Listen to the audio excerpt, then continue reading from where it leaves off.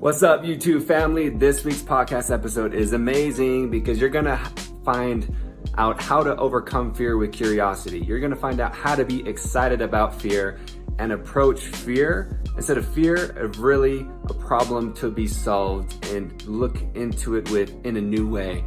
This and Genevieve, to give a quick background on her, she is a fear performer, dancer, doing crazy stunts off of cliffs with like flying and eating fire. And so her perspective on fear is really, really cool because fear is only a perception. Enjoy.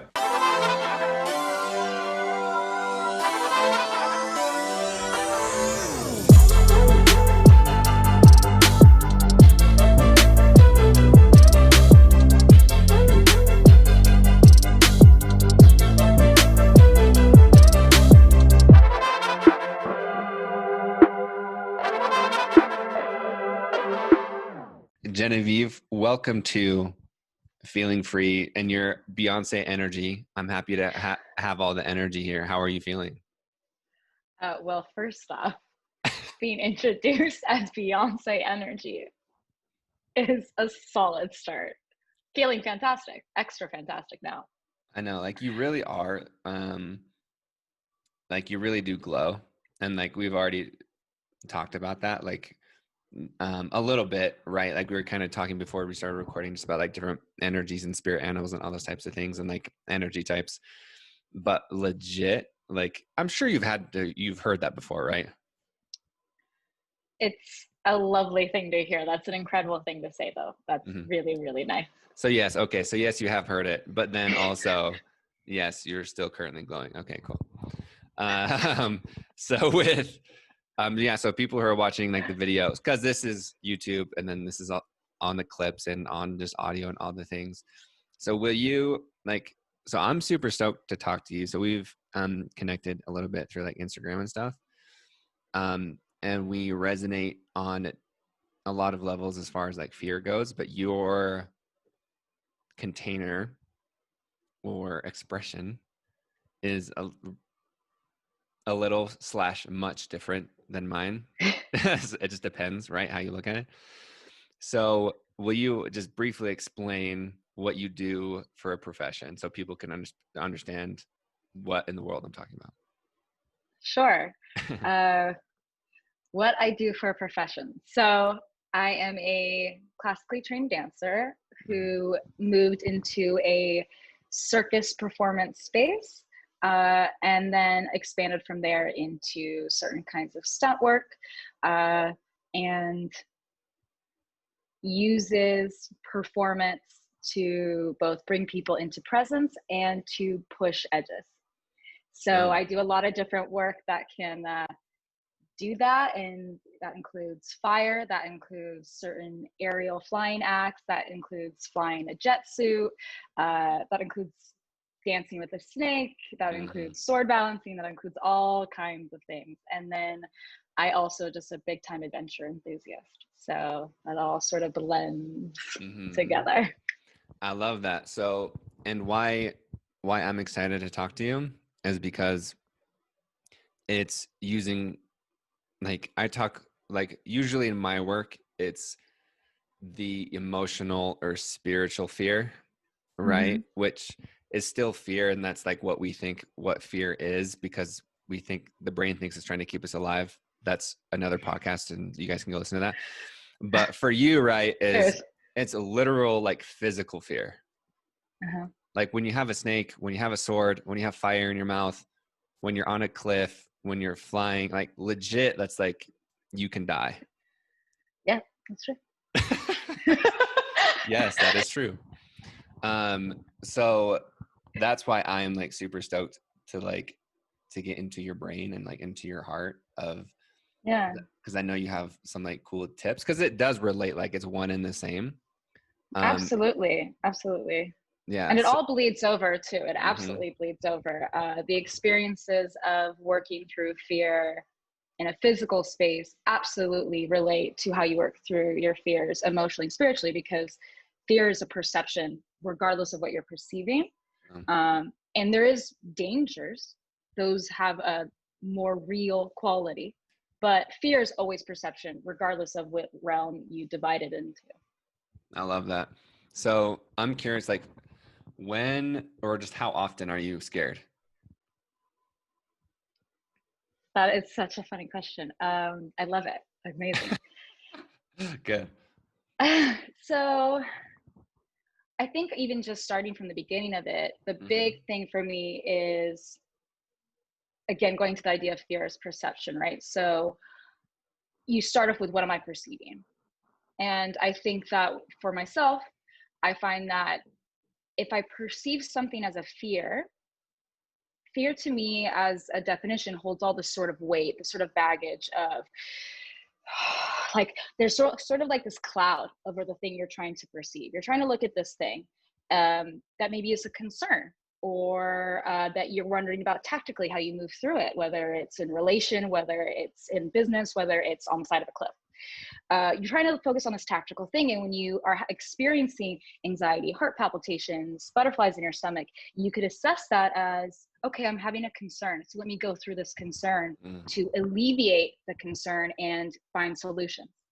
And really be able to look at this with full awareness. But fear to me is sort of this, like all these clouds of smoke and that sort of energy of like, versus, okay, I have a concern. So I would say that I am met with concerns and risk assessment often. And maybe I'm having feelings of, okay, maybe I have a concern for this act or this approach.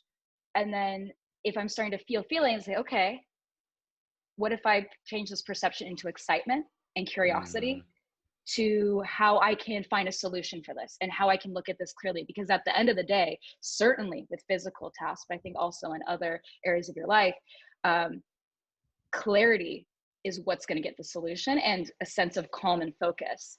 You see a boxer going into the ring calm, he knows what he's doing. He's going to get to his goal, right? Versus a boxer that's like, all hyped up and kind of freaked out. You're like, ooh, he's not so ready. Right? Or you want your pilot to be, oh, this light's on, I'm going to fix this, right? Not someone who's going to be like in a fear state. They're just, okay, how do I approach this? I have a concern, and how do I attack that? So I don't know if that really answers the question though, huh? I feel like I've changed my perception to now assess things as, okay, I have a concern, versus looking at them as like, oh, I'm scared of this.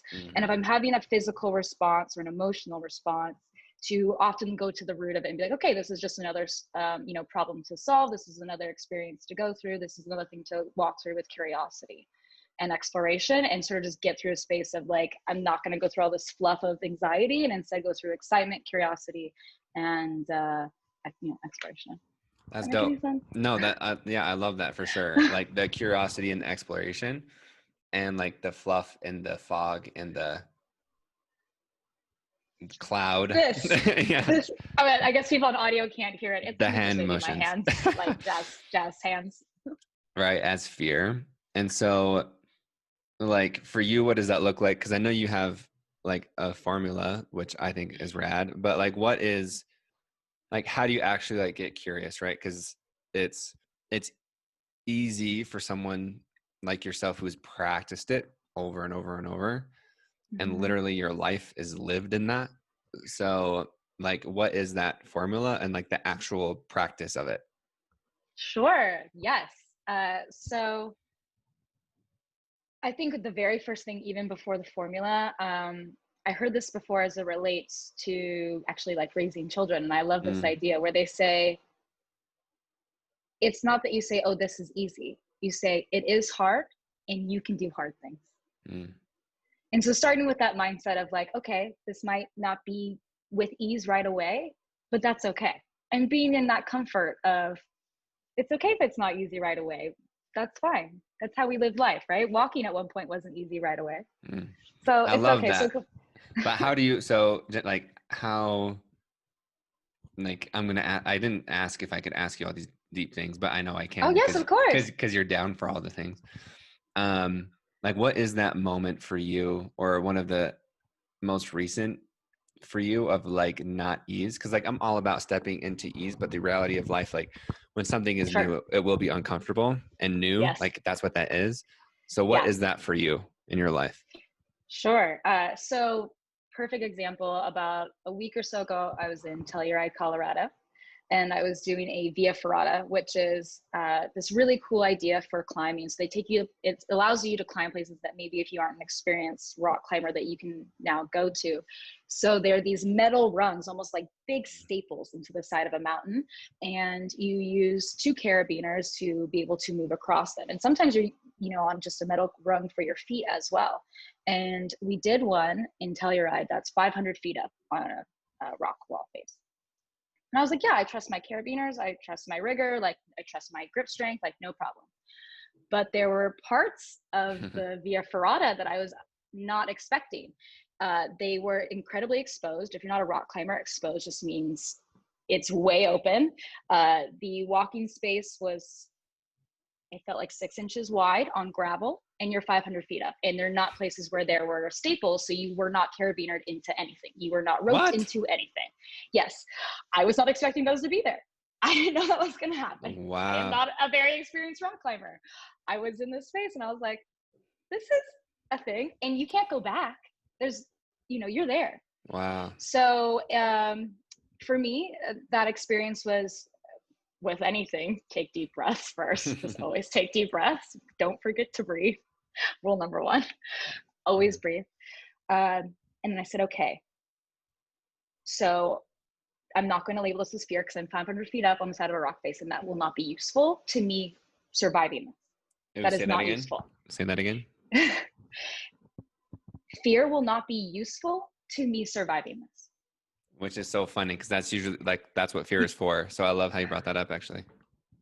Yes. So that's what I mean as far as the fog. But what it does point to is like, I have a concern, and that's a real concern as far as danger. Okay, fear is a perception, but a danger is real. So we've gone through the perception of, okay, there's a danger here that I need to assess. What is my concern? And I stood there and I said, my concern is that I am not experienced in rock climbing. I'm not sure I know all the techniques that will best help me get across this. So what do? I'm not going to reach for my phone at 500 feet up to look this up.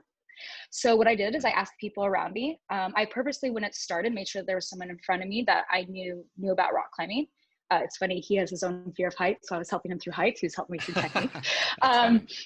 I know a rock climber with a fear of heights, but isn't that great, right? So there was a group of maybe 8 of us, but I made sure that I had at least one person next to me who knew more about this than I did. So that was a tactical move. And then while we were there, I would ask him, I said, hey, do you mind during these exposed parts? I'm really not experienced. What are tips and advice do you have here? And he said, for one, face the mountain, not your back against it. I said, clutch, thank you. And he just gave me techniques. This is how you grip in. This is what you do with your stomach. This is the angle. This is how you want to move your feet. Don't cross your feet. So he gave me tactical tips, and I breathed, remained calm, and said, okay, fully focused on these tactical tips, because that is how you survive. Is not by going through a fear thing, not looking over the mountain going, oh my God, what if I fall? What if? That doesn't help.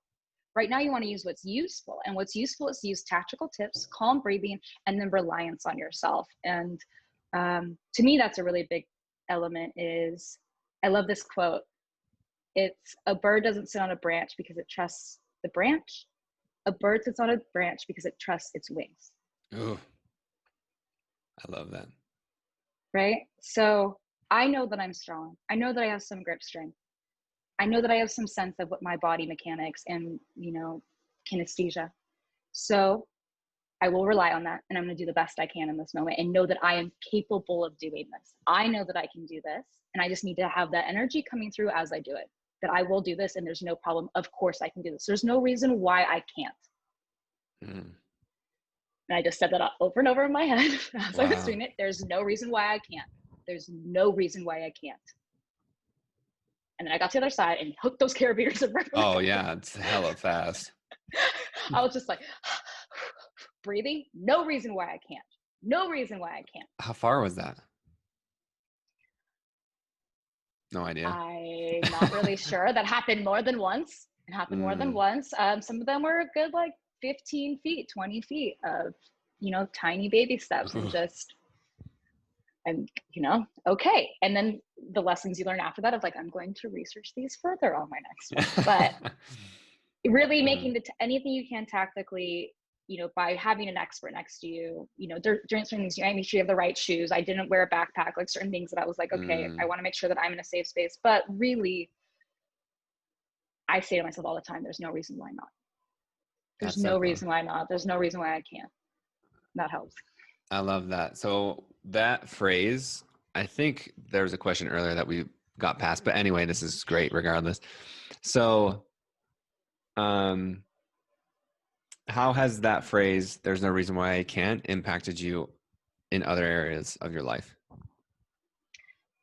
That's a great question. That's what I'm here for. Yeah, absolutely. It's something that I've said to myself in a lot of different areas, including even like I started performing when I was 2 years old. And there's still moments where you get the butterflies and your heart beats fast before a big show. And I'll say to myself, there's no reason why I can't. There's no reason why I can't. Or like, goodness, when I do the sway pole, there's this like the climb is, I don't know if you've ever seen the sway poles. No, describe it to us. Okay, so a sway pole is this 25 to 30 foot pole that sways. So as you climb it, you're not hooked into anything. You're climbing up a pole, and often we're in very slippery costumes too, And it's heels not and a hooked whole in? thing. Is it hooked into anything? The pole is on a base. So the base Okay. allows you to, once you're up there, start swinging on it, and that keeps it safe, but you're not hooked into anything. You're just climbing up this pole in a slippery costume, often with a giant skirt and all these other accessories. Damn. So you're just relying on your grip strength to get up. Oof. Once you reach the top of the pole, there is a ring with about a 1-inch diameter that you then have to climb yourself over. And then at the top, you stand on the 1-inch diameter, again, often in dance heels, and you lift your leg to a full extension, so you're on one leg, and then you place it over the seat. And that's when you lock yourself in. At the very top is at the tip of the swing. So while you're climbing, the whole time it is swinging. Oh, for sure. And there have been moments, because it takes a lot of upper body strength, that I'll look at it and be like, oh man, that's my 3rd or 4th climb of the night. Oh, wow. And then I just say to myself, there is no reason why not. There's absolutely no reason why not. Because I know I have the strength. I know I have that. I've trained for this. I know what I'm capable of. I know what my wings can do. And my wings can fly off of this branch. And my wings can take me up there. So everything else is mental. So I know there's no reason why these hands are not going to get me up on that thing. There's no reason why not. That's cool. I love that. So how do regular humans apply this to our life? I know I believe we're all amazing, but I'm just saying, right? Because like obviously, like you're gifted, and you've trained since you were 2, right? So like, in what areas of life, like, we can apply that really anywhere, right? Like you brought up the whole family thing. Yes, I think that well, certainly that phrase, in knowing what you're capable of, and really having that in yourself, that if you want to do something, you can do it. And knowing that, kind of releasing those self-limiting beliefs, especially when it comes to something that, like, there's no reason why not. If you want to do something, if you want to start a relationship, or if you want to start a business, there's no reason why not, really. And that's when you kind of get into the tactical. That's sort of like in that F.E.A.R formula, where you can kind of go through the tactical steps. And once you go through the tactical and realize, like, okay, logically, physically, it's capable, that I can see that's available, and that I have the capabilities of doing something, then everything left that's holding you back is going to be mental, because you've already gone through the physical. Have you done any like teaching about this stuff in like workshop settings, or like, because like for real, it can totally apply to everything? Yes, absolutely. So I've had some experiences where I will combine performance and immersive experience with this. So that's something that I definitely provide, is whether it's a performance, and it's just performance to bring in energy, connection, but also performances that push edges, performances that provide an immersive. So what is that? Depends what.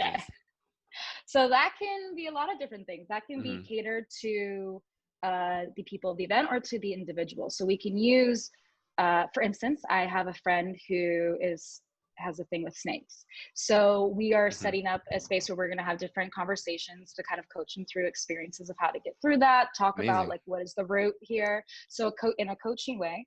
And then after we go through some coaching, I will provide an experience, an immersive experience that will include a snake. Yeah, that's dope. And it can be done using the other element that I really like to use, which is a big part of performance, is story. So archetypes, character work, to use an alter ego, to use your Sasha Fierce, Yes. to bring you into a place, which, you know, I do on the side of that mountain. I have this like one archetype that I go to that I call my Brock energy, which is that like, yeah, I'm gonna get it. You know, right? Yeah. Brock is such a good name for this. So it's Brock. like I invoke a little bit of Brock when I'm up there. So okay, like we're gonna focus and we're gonna be tactical. We're also gonna have that Brock energy. No reason why not. So you know, we have all these different characters and archetypes that exist within us, and you can utilize both. You know, coaching through what is the root of something, using the F.E.A.R formula with that, and then also utilize story and archetype to be the vehicle in which you can approach these things. If you have a story about who you are or an attachment to like, oh, I have arachnophobia, I have a fear of snakes. Okay, but does, you know, this archetype, this character, this setting, this space, this, you know, character bringing it to you kind of brings this vehicle of like, okay, I can go through this because it's a little different. It's that Sasha Fierce. What does Sasha Fierce provide? And then eventually also through that coaching, recognizing that Sasha Fierce is always inside of you, and so is Brock, and that's just all part of who you are. Dang, I love that. So there's wide performances, there's group performances, there's one-on-one coaching and performance, but it's all immersive experiences that can be provided based off whatever edges you're looking to push, expand, and grow from. Dude, that's incredible. Like seriously, like, no, yeah, that's really cool. I like that because it's because it is so similar, but I like how you use like the physical, right, like the physical, what, like an outside in situation. Yeah, like the immersive part of it. You said outside in, right? Which is fascinating because I'm usually inside out. So like it's all the same. It's all a all the circular things. experience. It's all the same. Inside out, outside in. It's a mirror reflection within each other, and eventually all this unity anyways. I love that. That's so cool. What's been, so like with what you just described, what's been like, what's something that what's like a really cool story that's like happened? Like, is there snakes? Cause you said like someone that like overcame snakes, or like what's something that even surprised you? Well, like for instance, with this friend, this is something that we're going to do, but this is something I've done in the past, but I'll use that as an example of what we're creating. So he has feelings about snakes, you know, and he said, oh, I'm scared of snakes. And I said, okay, well, I recognize and respect your experience. Is there a possibility this is a story? Where did this story come from? So let's dive into why this story exists. You know, is it because of a physical experience? Is it because watching movies? Is it because of story as far as in the collective consciousness story? Like, do you attach some kind of meaning to the biblical story of a snake and, you know, feel some type of way about that, you know? And so you kind of going through what is the root here. And then from there, moving into, okay, what if we learn some new stories? Whether it's from the spiritual space of, you know, the snake as it's represented in Pachamama and Incan culture, where it's fertility and beautiful and wonderful and part of the earth. Whether it's physical, like, hey, let's learn about all of the dangerous snakes in your area. Okay, so we're going to learn about those. And then we'll recognize that every other snake that's not that is not a, you know, like, you know what to do with these. And that kind of gets into the formula as well. And then from there, going into an experience of, okay, who's your alter ego? Who do you feel most powerful as in this situation specifically? Maybe it's as a Roman emperor, maybe it's as a, you know, a warrior, maybe it's as a talisman from your dad. You don't necessarily need to dress up, but that's a possibility if you want.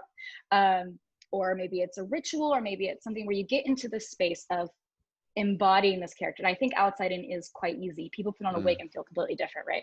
So that is something that we can do, but also trusting that I have a lot of experience performing as Medusa. This is a role I've done a lot. I love Medusa as an empowerment character. And I said, okay. And he's like, I would feel, he's like, I'm excited about the idea of Medusa introducing me to a snake. Like, that's something that I'm starting to feel some comfort with. And I said, okay, great, perfect.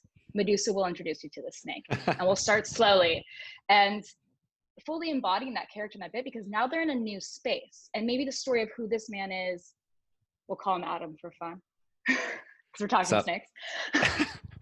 Adam's the name of the snake? No, Adam, the name of the person. Okay. What's the name of the snake? Just for fun. I have a couple of snakes that I work with. My favorite little dude is named Kristoff. He's great. I love that for a snake name.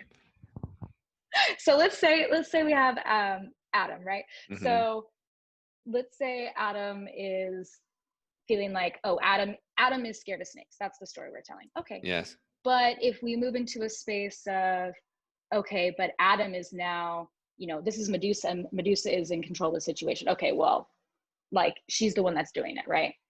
So now he's in a different space to receive exploring what snakes are, his relationship to snakes are, because now it's out of his control, whatever, right? It's now he's in a new place, new experience, an immersive experience. He's no longer Adam in this, right? Does that make sense? Yes. Mm-hmm. Yes.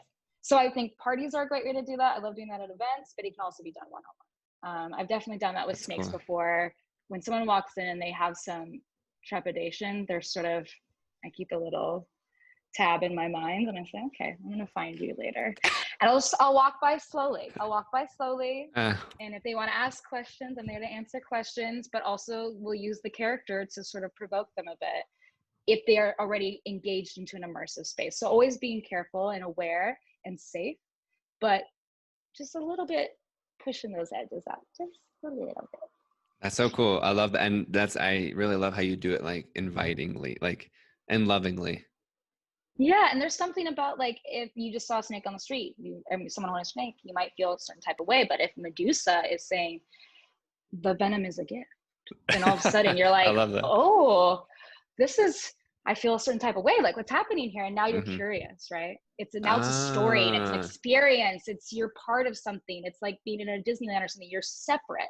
So you now engage. And then what's most important is afterwards, you realize, oh, that was me all along. That was not someone else that was in that experience. That was me. That's dope. Actually, I really love this whole concept of, like, using, like, an alter ego or whatever archetype, whatever. The Sasha Fierce. Yeah. Right. Of, like, because it is, like, it's separating that, whether, like, in any type of fear, like, that's so cool. Like, or using Brock. Yeah, for real. I'll have to think of something. Like, for you can like, have different ones for different things. Yeah. As many as you want. Yeah, they're all you. Every archetype is available to you. Some come easier. Some you have to, like, explore a little bit more. And I also think, like, even when we were talking about, like, shadow things before, is that it's a great way to explore if there's a shadow-ish or something that you're not comfortable with, to embody the character so it's separate, but it's a part of you, and then recognizing your comfort with that element of yourself. No, I love this. Well, and it's like, because storytelling it's so powerful, and, like, we all do it even if we don't realize it, right? Because we're always telling yourself a narrative. So I love, this is cool to have, like, a different context with what, like, I usually talk about. Like, it's really cool because it is, like you said, it's all a circle, and it's all, like, mirrored, and it's all the same but different. All the unity, but duality, unity. Yeah, right. It is the same. That's what's crazy. It's all the same. But it's cool because you talked about, like, limiting beliefs, right? And stories of, like, and so limiting beliefs, typically how I use those in my world, right, is like I don't deserve love. That's one that like a lot of people believe is, like, I literally, from my story of my past that has now, I literally believe that I don't deserve love, and so for yours, right, is it could be something, I mean, really anything, but in the example that we just talked about is, like, I'm afraid of snakes, but both of those are just stories that we're telling ourselves. Absolutely. Yeah, which is fascinating. So what will you touch on, just to make sure that did we get all the steps of your formula? Oh no, we can though, if you'd like. Yes. Yeah, for sure. Okay. So I'll give the steps and explain them. And then I can also give a tactical example. Love it. Okay, great. So I just broke it down by fear. So it'll spell out into F.E.A.R as well. So first is feeling. Second is explore. So F-E-A is assess, and R is reassess. Mm. Okay, I already so love we're gonna it. go with the first one. We're gonna go with the first one, feel. So what are you experiencing? I think it's important to recognize, like, okay, my heart's beating fast, my breath is shorter, I have butterflies in my stomach, I'm shaking. Okay, so we're having an awareness, right? We're already bringing ourselves into a state of awareness so that we can have an assessment versus being completely, controlled and overthrown and overwhelmed. So we're just going to a state of like, okay, this is the awareness of what's happening in my body. All right, no problem. Cool. Okay, we're here. We're here, and it's a lot, but I do feel like for me in those experiences, like having awareness of naming what's happening, it's like counting to 10. It's a method. We're going through it, right? And so now we're going to explore that. Okay, what is our fear here? So we'll use, I did this with my friend's son recently, 9 years old, and he said, I have arachnophobia. I said, well, that's a story.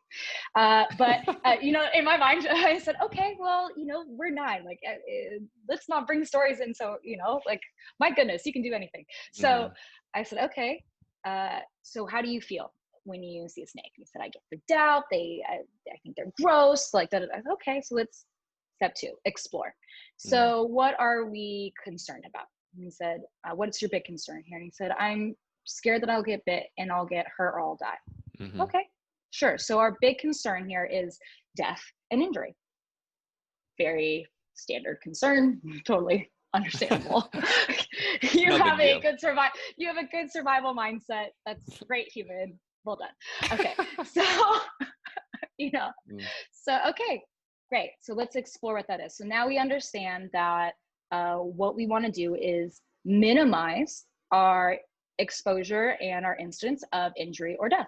Okay, we can do that. So now that we're in a space where we can explore. So 3, let's assess. Let's assess all the things we need to know to minimize our chances of injury or death. So I said, okay, let's look at all the spiders that are in your area. So we looked at where he lives and we said, okay, what are all the dangerous and deathly spiders of this area? And we looked them up and there was 2. It's the brown recluse and the black widow. Every other spider does not cause injury or death if bit. You might get a little bit of an itch, but that's it. Okay, so that's a lot of spiders that we don't need to worry about. So let's memorize what we need to know about the brown recluse. And when you're looking at the risk, you want to look at before, middle, and after, right? So let's look at before. What do we do to avoid these? Where are they often found? What are they interested in eating? What causes them to attack? Where can we find them? What do they look like? What are they often in groups, etc.? Okay, so we're gonna learn about where they are. Okay, they're often under rocks and they're sometimes in piles, which his dad was like, yeah, that's why you have to keep your room clean. I was like, that could be true. So, okay, but let's look at the information for how to not run into them. Okay, now let's look at what happens when you do run into them. Do you want to put them someplace else? Do you want to capture them? Do you freeze? Do you make big loud noises? Probably doesn't matter for a spider, but like, what is your response when you do encounter it? Okay, and then if you are bitten, how do we respond to that? Okay, well, having a snake bite kit really helps. It helps extract any venom right away. All right, so if we know that, or sorry, not snake bite, for any venom, so that's for snake or for certain kinds of spiders, right? A bite kit. So if we know that on certain hikes, you might see a brown recluse, then carry a bite kit on you. Okay. And we know that for both of these spiders, unless you are already someone who is in a state where you're already sick or have some sort of issue going on or are elderly, it's very, very unlikely that either of these spiders will kill you. So let's see, where's the closest hospital from where you're going to be? Just be aware of what hospitals are near you, how you would get there if you need to. Can you call an Uber if your dad's not available? And what needs to be done right away? Oh, sometimes it's better you apply ice. Sometimes it's good if you remain calm and breathe. Okay, so we know what we're going to do before, middle, and after for these 2 spiders, which we memorized how they look. That's dope. I love the before, middle, and after. And then we just reassess, which is the R, the final step. And we say, okay, so how do we feel about spiders? Well, now if you see a daddy long legs or you see some other random spider or the thousands of spiders that reside here, and they're not one of these 2 that you need to just have awareness of, that you already know how to handle, why should you have any concern about them? They're eating bugs for you. Fantastic. right? And he was like, oh yeah, okay, so I'm just gonna watch out for brown recluse and black widows. And I was like, and we both know that both those spiders aren't deadly, not to a 9-year-old. That's dope. So how is he now? So now he's not scared of spiders. I Is said, do he you still believe you have arachnophobia? He's like, no, I just don't like black widows and brown recluses, but I'm not scared of them. Like, cool? yeah, dope. Cool. And I was like, what are you I gonna do love if you see that. another spider? He's like, I'm gonna hope they eat all the mosquitoes so I don't get bit. I was like, cool, me too. That's really cool. Like I love how you broke that down because anyone, like it's really simple. Yeah. Like Feel, explore, assess, reassess. that's dope. And you made that up, right? Yes, I did. TM, copyright you. Like that really is like so simple, and I love that. And from my experience, like why we fear things is because we don't. Again, like we have a story about things, and they're so nebulous and ambiguous inside of our Right. mind that we Right. don't even go there. So it's Yeah. usually like, I'm afraid that I'm going to lose my job. I'm going to get broken up with, and then I don't have any money. Like Right. we go down these things, but like people don't even. So like Tim Ferriss. Do you know who that is? Yeah, of course. So he has something called fear setting, and it's somewhat Mm. similar to your before, middle, and Oh, after. So cool. just cool. You're just as smart as him, which is great, or smarter. Who knows?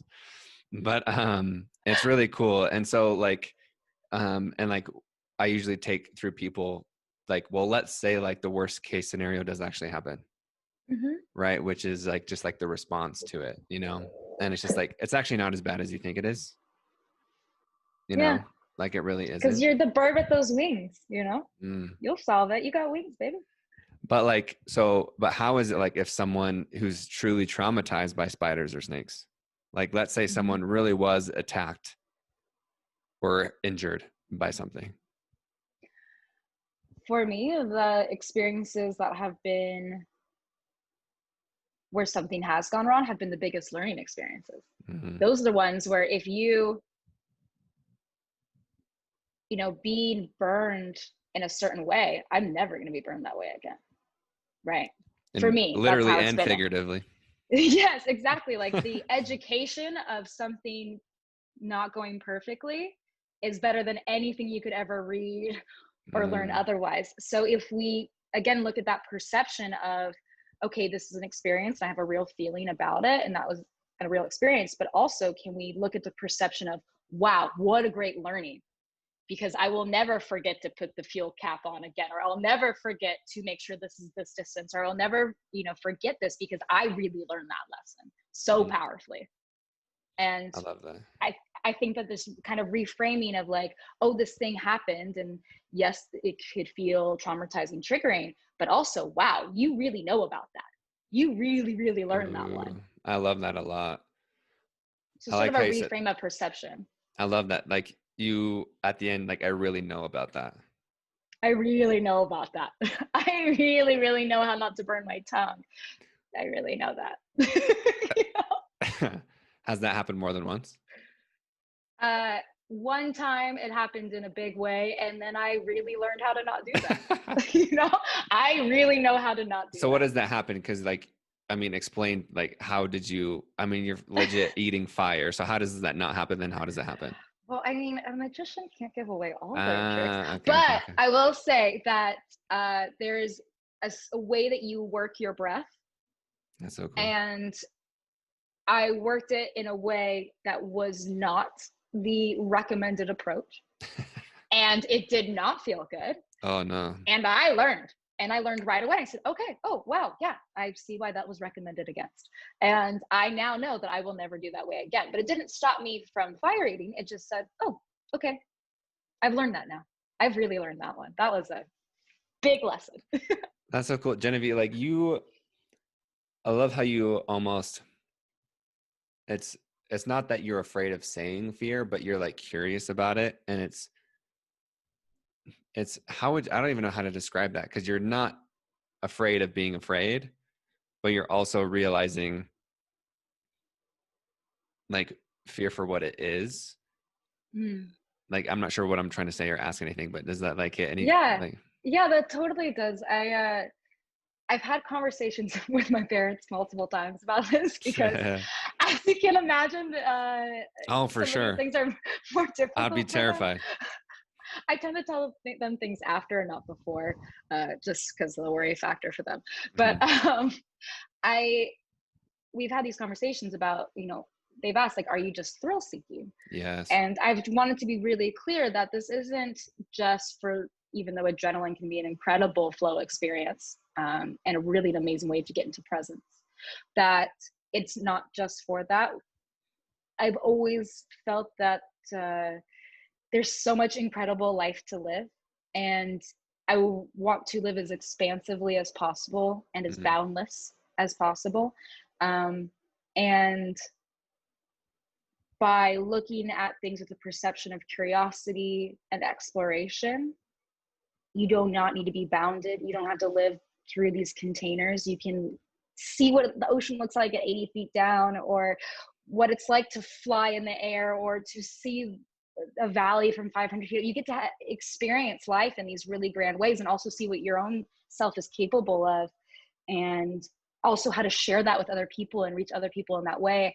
And so it's been through an exploration of living as boundlessly and expansively as possible, Mm. that I've gone through these modalities and these experiences. That's dope. I So, love that. So you're not thrill seeking, or are you as well? I Both. mean, it might be a little bit, but Mhm. I would say that the element that is the thrill seeking is I get really excited to do something I've never done before. Mm. I'm really excited about pushing edges, because pushing an edge means expanding your space. It means Yes. expanding your experience, right? Cool. So every time you go up against the edge, it's an opportunity to live even bigger. You want a bigger house, like bigger emotional, spiritual, mental house, Yeah. Does that make Mhm. sense? Yes, I love it. So it's expanding those edges, which is so exciting to me. And yeah, that's really where I'm starting from. And I do believe that in adrenaline states, there's incredible flow opportunities. There's incredible opportunities to be present, because when you are on the side of a mountain figuring out how to go through 6 inches of space of gravel, oh, you're right there. You are right Yeah, there. There, dope. you're not thinking about the past, you're not thinking about the future. You are present. Mm. And same way of, like, one of my favorite experiences in performance is to put fire in people's hands, like to have them hold fire Wow. on their hands, and just bring you right here with me in this present moment. Is you're right here because you're feeling adrenaline, and your mind is literally conditioning you to be zoomed in, laser focused. Your eyes, your breath, everything is, we're going to be right here together because we're going to focus on this. We're not thinking the past, we're not thinking the future, we're not thinking about what we need or shoulds or all the shoulds. It's just right now. Dang, I love that. You have what's cool because you do have that Beyonce Sasha Fierce energy, but you can ground. Like I feel that from you, like right, and even just as you nod, you're like, yes, I can, right? Which is cool. It's like, um, I think that's that unique like duplicity. You know what I mean? Mm-hmm. Of you can be like super excited and like love these things, but it's actually really cool. Like I saw when you put like your teacher archetype like on, is like you got like really like calm, but also like Mm. yeah. So that's super interesting. And so I like how you just talked about that. Like you're still excited about like pushing those boundaries, but like being present is like just like that. Going back to the boxer analogy you used, right? Of just like you just like that focus or just like calm. Mm-hmm. That's really cool. Oh, thank you. Yeah, I think it's important too in these situations that that grounded energy is what also sort of holds the space for the adrenaline and the thrill seeking and the expansion and the pushing of the edge. Because if you know you're grounded in that, you know, in your trust of your wings, that now everything is possible because you're grounded in that. Mhm. That makes sense. Yeah, I love that. That's dope.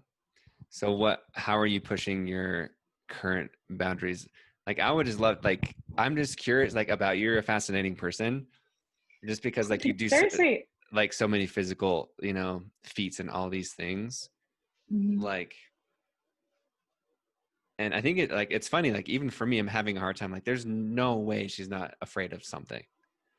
Because people ask me that all the time, right? Is like, what are you afraid Yeah. of? You Yeah. have So to what are be you afraid of afraid something.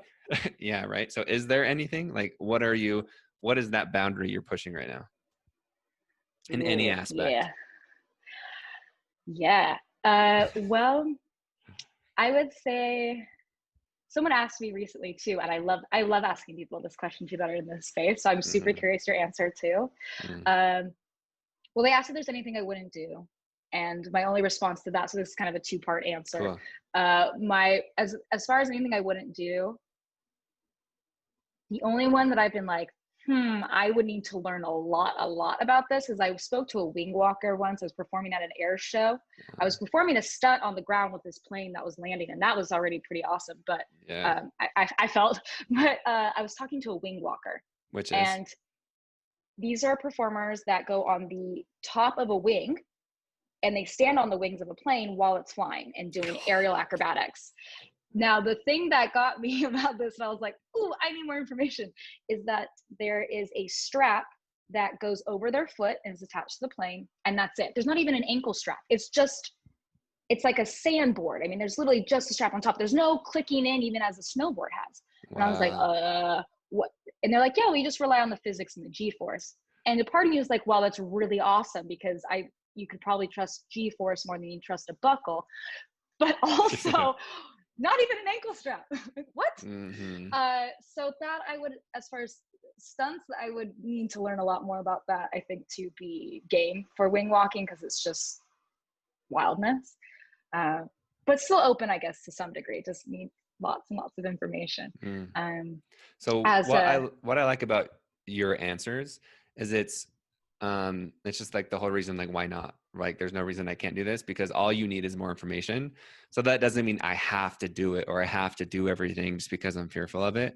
But if I'm truly resisting it and I feel called to it, all I need is more information, just more practice, like the formula that you've given us, right? So and like realizing, so anyway, continue, but the whole fear formula really is like really, really useful. Oh, thank you. That's really sweet. That's really, really kind. Yeah, I think I love this Chris Hadfield quote. He's a very famous NASA astronaut. And he says, the antidote to fear is preparation.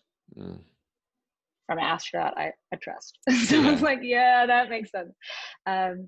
So yeah, I would say as an act, that would be one. And then as far as fear, because again, there's fear everywhere, right? There's exploration and edges Yeah. beyond the physical, though the physical is also absolutely incorporated into mental, spiritual, emotional. But I would say through this time, I've always been a performer and I've been performing since age 2. Yeah. And I've done other things as well. I've created VR experiences, worked in immersive experiences, and exploring the space of, okay, if I'm not performing a bunch of times every week as I used to for so many years, pushing those edges of what else I can, like maybe expanding this immersive experience and the immersive experience as it relates to coaching and really pushing into that more than I was before. It was like, oh, people would ask. And so I'd be like, oh yeah, sure. But I mean, like, oh, I could actually like do more than word of mouth, like advertise that in some way. So I don't really know if that counts as a fear, but that's more like an edge I'm pushing. Mm-hmm. Ooh, okay, what's a fear? I have trouble with this one because it's like, that I just relate to them as concerns. Which I like. I think that's cool. Like that's a big takeaway, like changing the word fear to concern. Yeah, because then it's tactical and you can find a solution. Someone has asked me this recently and I still don't really have a clear answer. Maybe it's just because of perception that I just can't, I just don't feel around that word. But yeah, I have things that I have concerns, but I think that again, I can learn about them and figure it out. Like, I don't really know how to chop knives really fast while cooking, but I could learn it. I think, you know. What are you really concerned about? What am I really concerned about? I love that question. I've never asked that question before. What are you really concerned about? What am I really concerned about? I think there is a space too where I feel those I love moving through, especially in this current climate, of fear of what's happening or Yeah. fears around what's going on. And As far as like state being, of the world. yes, Mm-hmm. and feeling like I want to be able to bring solutions to them as far as how to, not solutions as far as tacticals, because right now there's only how you can move through it, but really bring to them a sense of like, hey, this is a perception of your perception of fear around this is, you can have concerns, but like, what are you going to do to alleviate those concerns? Can you come from a, not to take away from people's real experience of what's happening, of course, but to work through it, that everything still starts in the mind as far as how you're perceiving the space around you. And do you want to work towards not being in a place of feeling buried, but feeling in a place of, okay, can I pivot and learn and what's possible and available now? Like now there's new things available to explore that weren't as available before, like exploring these spaces of giving people an immersive experience, when before I was just performing all the time and wouldn't have really had as much time as I do now to accept more clients or people to do that.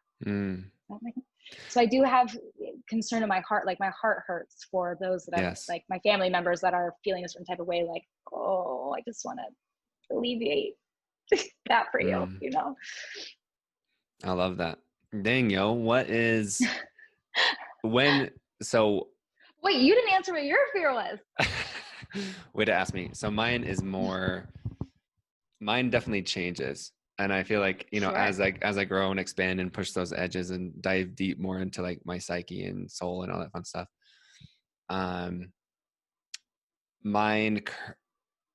I think mine is like a fear of being insignificant. Yes.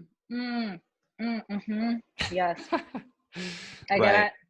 I get it. So, right. It's, just like so like if I don't have like a quote unquote big life, or, like if I'm not super successful in this way, or if I'm not even like changing people's lives, or I'm not changing the world, like to me, it goes deeper into like spirituality, sure, and like of what I've felt like called to and like in my life. And so that's where that fear comes, is like, if I don't fulfill like my calling and purpose. But then to me, right, is like, that really is a concern, because I'm already doing, like, me speaking it is not giving it power. Right. So that's what's powerful about that, is like, I'm talking about it, and I'm already, as we speak, doing things to dive into it and to uncover it and to heal it and to all those fun things. So that is the fear that I feel, but it's not like a deathly, like it doesn't stop me. Exactly. That's so beautiful. And that is a real experience for sure. I feel that. I sometimes do this practice where I will go lay in this field of daisies near my house. Well, I shouldn't call it a field. It's like a very small park next to a water tower, but whatever. A field. Hey, it's I a story. call it a field of daisies. There's daisies, and there's more than 20, so I call it a field. So I go lay in the daisies, and I don't put on the podcast. I don't put on music. I don't put on anything, and I just lay there and I watch the bees and the flowers and the butterflies.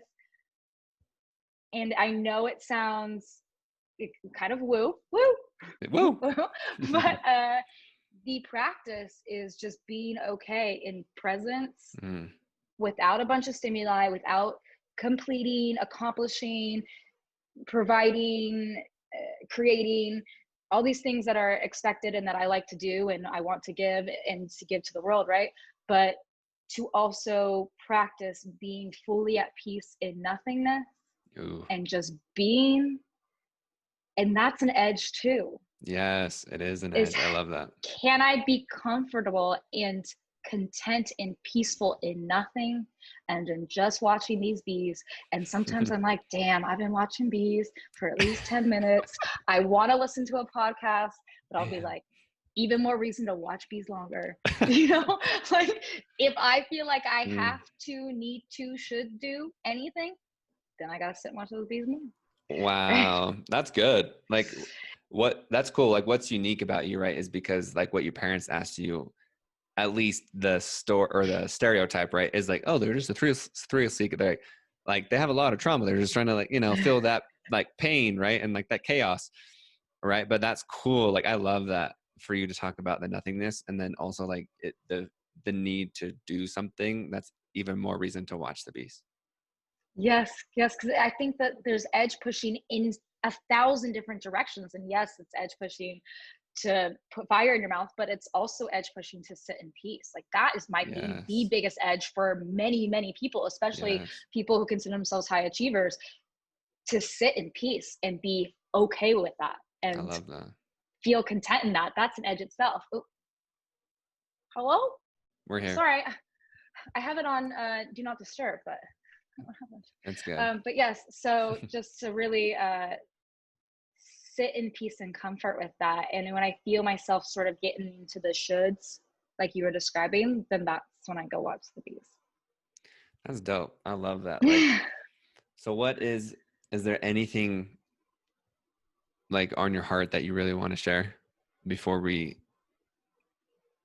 not end the conversation, but just this container? Like for you, like, yeah, is there anything that you want to make sure people know that's like on your heart and soul? You've already shared some dope ass stuff. Oh, I just hope, and I would love for people to know, just this is gonna sound woo woo, but to truly like know that they're infinite. And really, really like to sit with that idea that everything is possible that you want, and that it's all available, and to come, how amazing and incredible to come from a place of choice.